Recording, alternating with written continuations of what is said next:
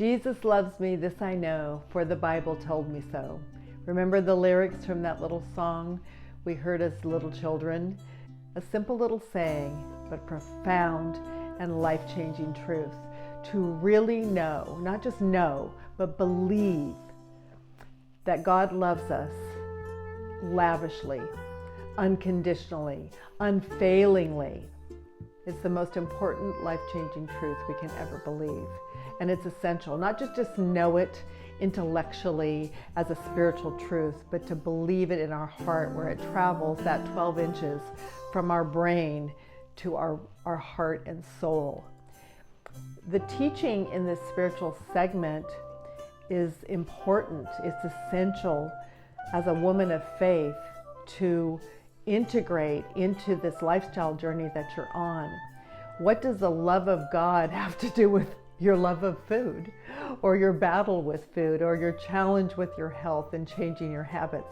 It has everything to do with it, because when we really have a secure identity in Christ and who we are and how much God loves us, it equips us and empowers us to choose well, to be obedient to God, to see everything with spiritual eyes in accuracy, not in legalism and a bunch of rules, not in shame and condemnation, but in truth, in spirit and in truth. I do hope and pray you'll hear my heart, number one, and the truth from God's word, and you will marinate in this. Take some time, not just for this week, but in the weeks and months and even years ahead, come back around and ask yourself some of these questions.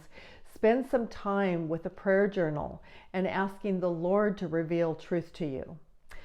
From a spiritual perspective, we can, as women of faith, feel shame and guilt because we can't get a handle on some of our unhealthy habits. We may believe the lie, I should have had a handle on this sooner. Therefore, I can't take it to God because I've taken it to him before and he's never changed this. Well, there's something inside each of us that God wants to change, and we'll keep circling the same wagon, the same challenge, going over the same speed bump again and again until we learn what he really wants us to learn at our core for our overall good and to be able to live out our purpose. One of those primary core lies that we believe is, I can't change.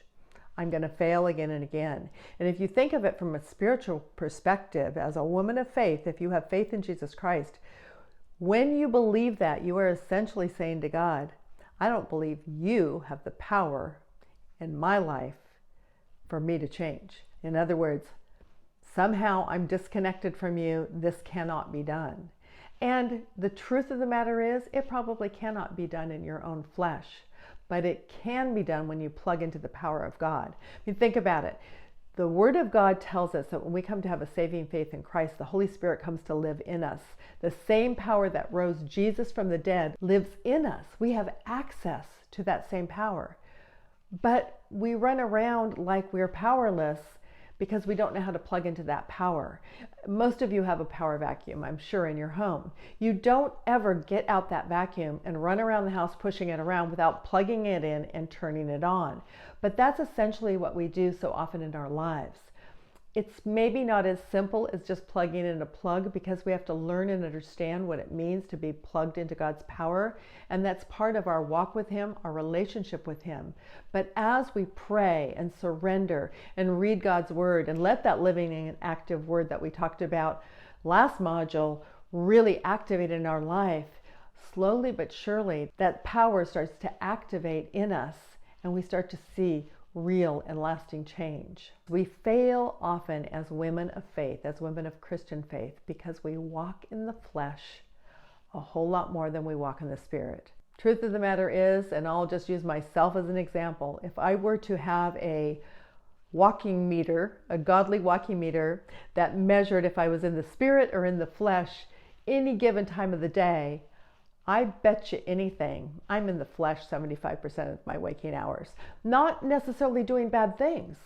Being in the flesh is just running on my own power, not plugging into God's power, fixing things on my own, seeking my own wisdom, all those different things that we do all the time.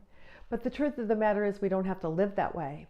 So I think it's really important that we learn what it means to walk in the Spirit and what our part is and what God's part is. I have a favorite quote by Oswald Chambers on this subject. He says this: "We cannot do what only God can do, and He will not do what we can." Think about that. What can only God do? He can save us. He has supernatural power, supernatural wisdom. He has all truth. We can't create truth. We can't forgive ourselves from sins. We can't save ourselves. But what can we do? There are so many things that God has equipped us. He's given us a mind. He's given us a body. He's given us intelligence and experience and gifts of the Spirit. And He expects us then to activate and use them in partnership with Him. Galatians 5:16 says this: "So I say, walk by the Spirit, and you will not gratify the desires of the flesh. For the flesh desires what is contrary to the Spirit, and the Spirit what is contrary to the flesh. They are in conflict with each other, so that you are not to do whatever you want." Whoa, that's a little convicting, isn't it? But don't you feel that conflict? We don't feel it in every area of life, but we feel it in the difficult places, in the places that we struggle. We feel it with our relationship with food. We feel it sometimes within our relationship with others, especially the challenging people in our lives, where we sometimes speak words that we wish we could take back, or have attitudes or even hurt feelings that we hold in, but we have reactions because we are in this conflict, the battle of the flesh and the Spirit. Before we become believers in Jesus Christ, we can only walk one path, the path of the flesh. We don't have the Spirit in us, and therefore we can't walk in the Spirit. We can choose to do good things in the flesh. We can make good choices. We can also do horrendous things, but we only have that one path available to us. The moment we become a Christian and have saving faith in Jesus Christ and the Spirit comes to dwell in us, we now have the power available to us to walk in the Spirit. So I want you to just imagine that set before you are two paths. And on the left is the path of the flesh, the one that you had walked in your whole life, the one that's available to everyone, the one that says, I want to do this, I'm going to do that. It's all your own power. But now you have this new path to the right, the path of the Spirit. The path of the Spirit is a little bit narrower, and you can't always see around the curves. Maybe you can only see 5 or 10 feet ahead of you. You don't always know exactly what's coming next. But that path is the path where God's power exists, and you walk by faith, and you walk in the truth of the Word of God and trusting in Him. But each moment of every day, we actually have a choice. And how do we know when we're walking in the flesh and when we're walking in the Spirit? Well, I can tell you for sure you can know you're walking in the flesh when you're experiencing negative emotions like frustration, discouragement, shame, confusion, turmoil, anger. And there is a place for righteous anger, don't get me wrong, but those persistent negative emotions, chances are extremely high you're walking in the flesh. Now, you can have positive emotions and then be walking in the flesh as well. In fact, you can sometimes be so pursuing positive emotions of happiness and fun and exhilaration and adventure. Those can be fleshly driven as well. But one of the ways we can know we're walking in the Spirit is that in the times we are in the Spirit, we are actually experiencing the fruit of the Spirit. So what's the fruit of the Spirit? This is what Galatians 20 says. But the fruit of the Spirit is love, joy, peace, forbearance, kindness, goodness, faithfulness, gentleness, and self-control. Don't we all want to live with those kinds of fruit all day long? But it is a conscious, willful decision, moment to moment, to set our mind on things above. When we are thinking only of ourselves and our gratification and our needs, oftentimes we're walking in the flesh and we are propelled out of that self-motivation. When we set our mind on things above and just intentionally look up to God and say, okay, Lord, not my will, but yours. I surrender my desires. I surrender my fears, I surrender it all to you, and I want to operate in the power of the Holy Spirit this very moment. And I believe God is so faithful. He loves us so much. He wants us to walk in the Spirit. He's there to empower us. But much like a dog on a walk who happens to see a squirrel, we get distracted by the shiny things in life, by the challenges in life, and the next thing we know, we're walking on the path of the flesh again.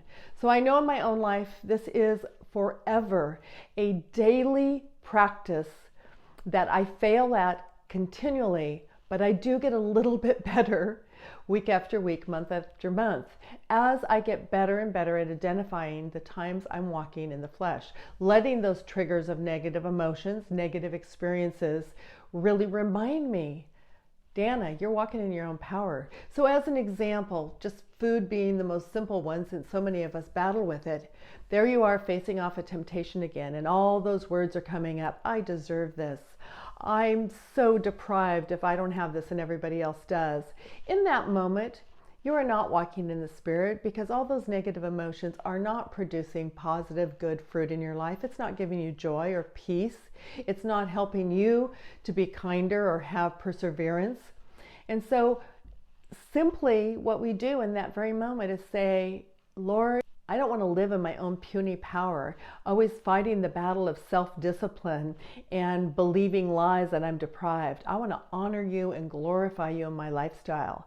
So I'm setting my mind on things above, and I'm asking for your Holy Spirit power right now to empower me, not just to not eat that little treat or whatever the temptation is, but to actually have joy and peace and all sorts of positive feelings about letting go of that, because I know I'm doing it for the greater good of my health and my wellness and to your glory.